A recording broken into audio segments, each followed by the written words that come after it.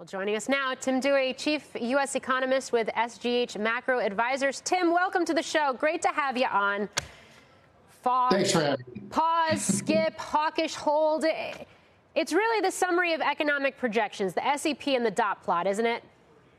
That's going to be a big part of how I think the Fed's going to want to signal that this is a skip and not a pause. If it's a skip, then the expectation is you're going to want to hike in July.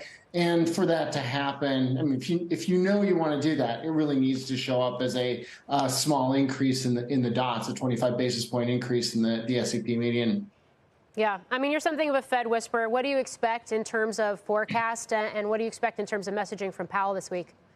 Well, I think the forecast will be generally supportive of future of another rate hike, in the sense that we should get a slight increase in the core CPI inflation to 3.8%. I expect that unemployment will be revised downward, the unemployment forecast, and the growth forecast should be revised upward. So I think the mix here is pointing toward another rate hike, and it's just an issue of strategy and timing for the Fed.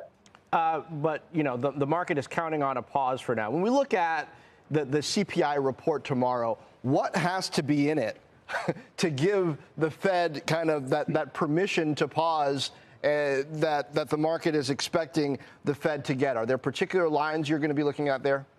Yeah, so the Fed, I think, has tried to set this up in such a way that the decision is kind of invariant to the data, that it's really not a data-driven outcome. The idea of a skip or a pause, or however we want to call it, is that you're giving time for the data to tell you a story. Do you need more rate hikes or not? Are you at sufficiently restrictive? So I think the Fed's been trying to say, look, we're moving toward a skip strategy. The data here is not as important for this meeting as we thought, and really what it's about. What tomorrow's CPI report is more about trying to say, okay, this is evidence that we're going to need to keep going in the future, that we're going to need to keep going in July.